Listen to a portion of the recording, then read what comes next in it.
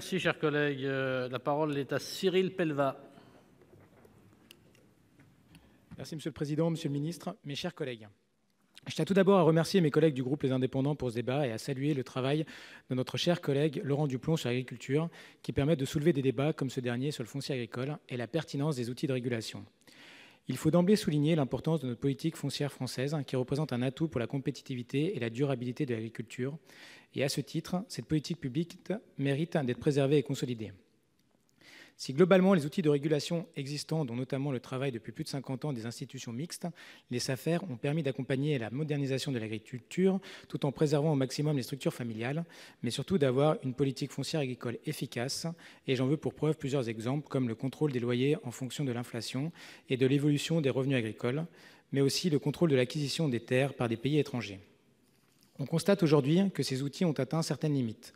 Sur le dernier point notamment, si le système fonctionne, il est notamment perfectible, pouvant être amélioré afin de préserver nos terres face à l'accaparement des investisseurs étrangers. Un de nos objectifs communs, mes chers collègues, étant de permettre aux agriculteurs d'acquérir progressivement les terres qu'ils exploitent. De ce point de vue, on peut se demander où en est le dispositif Sapin dans l'application de cette mesure pour mieux appréhender l'acquisition par des pays étrangers des terres agricoles françaises. Je pense donc qu'il faut préserver, renforcer et moderniser les outils de régulation de notre politique foncière agricole. Et je terminerai par le cas précis du mitage des terres. Il faut pousser au regroupement des terres agricoles et éviter au maximum pour les collectivités le recours au mitage des terres. On peut se poser la question aujourd'hui de comment faire pour améliorer ce point précis et aider les collectivités en renforçant les outils de régulation qui existent. Merci, cher collègue. Monsieur le ministre. Monsieur le Président, Monsieur le Sénateur Pellevat, je partage totalement vos inquiétudes, vos questions, vos interrogations et quasiment la conclusion que vous mettez dans votre question et je vous en remercie. J'ai évoqué tout à l'heure par rapport à la loi Sapin, ce qui a été rajouté dans la loi Pacte et ce qui a été décidé à partir du 1er juillet 2020, pour répondre précisément à votre question. La France aura la possibilité d'empêcher l'achat de terres dans le cadre de la souveraineté. Je l'ai évoqué tout à l'heure, je n'y reviens pas, c'est quelque chose de très important. Et oui, vous avez raison, il faut une régulation. Aujourd'hui, j'évoquais des chiffres tout à l'heure, 1,2%, c'est pas énorme d'achat de terres par des sociétés financières étrangères. Mais enfin, on ne sait pas ce qui peut se passer demain. Ça peut être beaucoup plus rapide, plus important. Donc il faut absolument mettre en place une régulation. C'est le maître mot de ce que nous voulons faire. C'était évoqué à l'instant par votre collègue de Gironde.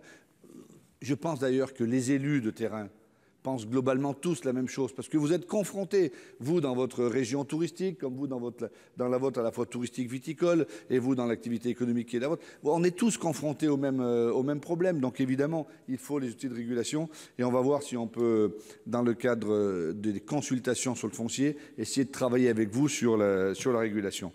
Mais ensuite, vous évoquez un autre sujet qui est celui de la lutte contre le mitage. Un agriculteur doit pouvoir acquérir ses terres. C'est la chose de base qui me semble indispensable.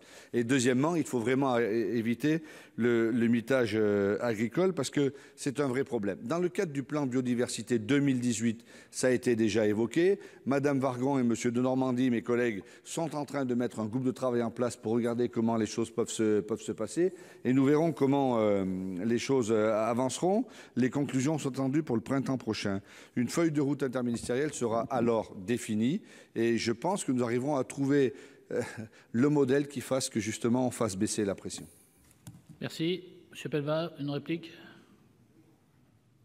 Merci Monsieur le Ministre pour ces éléments. Bien sûr, vous avez rappelé qu'on est une région touristique et aussi une pression à forte pression immobilière. Donc bien évidemment, on est attentif à ce qui va se faire au niveau du groupe de travail et si on peut être associé au niveau des parlementaires de la Haute-Savoie, ce sera un grand plaisir. Merci. Merci, cher collègue.